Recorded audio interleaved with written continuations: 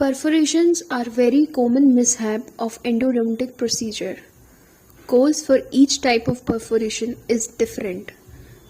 We shall see causes of all perforations and what can we do to prevent and correct them.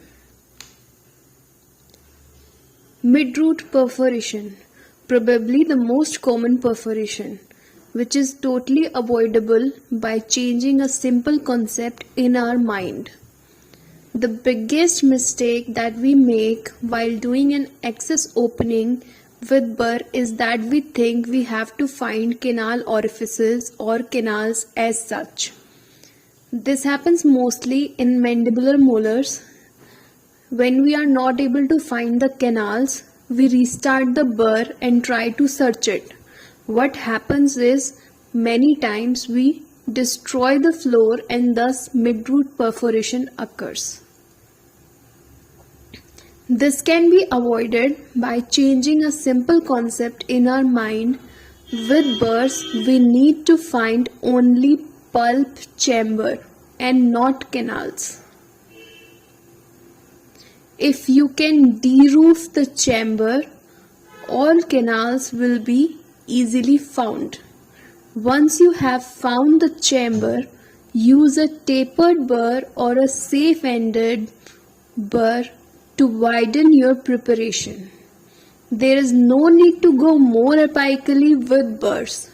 If you are not able to find the canal orifices, use ultrasonic tips to search them. With burrs, we need to find only the pulp chamber and not canals. DG16 Explorer is an excellent tool to locate the canal orifices. Now, how to proceed? We can see that the floor of pulp chamber is never above the CEJ, cemento enamel junction. We have put two different IOPAs to show that floor of pulp chamber can never be above the cemento enamel junction. The best way to proceed is to keep your burr alongside the buccal aspect of teeth and mark it that this is the maximum depth the burr has to cut.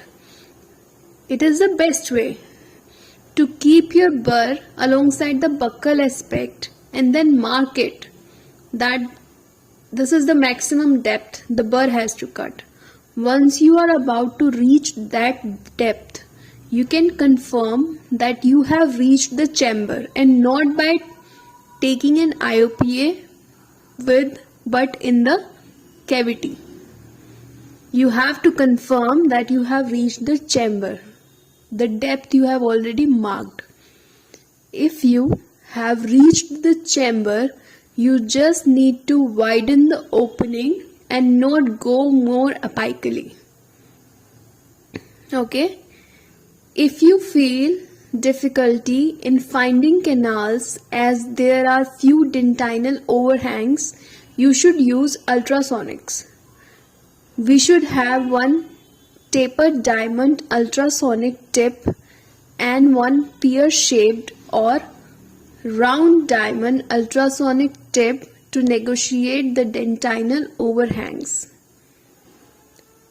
Does feeling drop helps? Feeling of a drop is years old tradition, which is a very good if you have large pulp chamber. But when the volume of pulp chamber is very small, the drop effect may not be felt and those who are just searching for drop may not feel it and inadvertently may cause midroot perforation. You will be able to feel drop only when the size of the burr is smaller than the size of the chamber. Okay.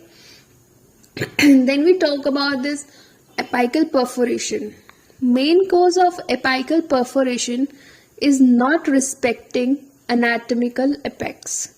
Many of us are still working without apex locators and many of us who have apex locators do not trust them. Rather trust IOPAs. Apex locator is the most accurate method currently to look for anatomical apex.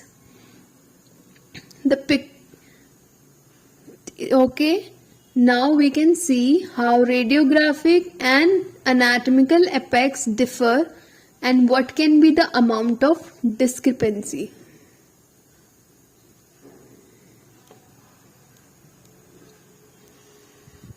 Now, how to use apex locators. Apex locators cannot find apex. Major misconception among users is when we get the reading or 0.7 or 0.5, that means that the apex is 0.7 or 0.5 mm short of anatomical apex. Apex locators work on the principle of either dual frequency or multiple frequencies. Apex locators are designed to find apical periodontium so that they give 0.0 reading when the file just touches apical periodontium. It's when the circuit is completed. So if it is giving the reading 0.7, 0.5, that means it is short of anatomical apex. When it gives 0.0, that means the file just touches the apical periodontium. Now what to do if perforation happens? Even if perforation, either midroot or apical or even strip perforation happen, there is no need to worry. Majority of perforations can be taken care by MTA.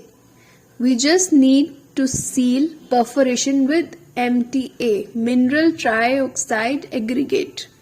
MTA is derivative of Portland cement and is currently the best material for root end filling, apexification and perforation repairs.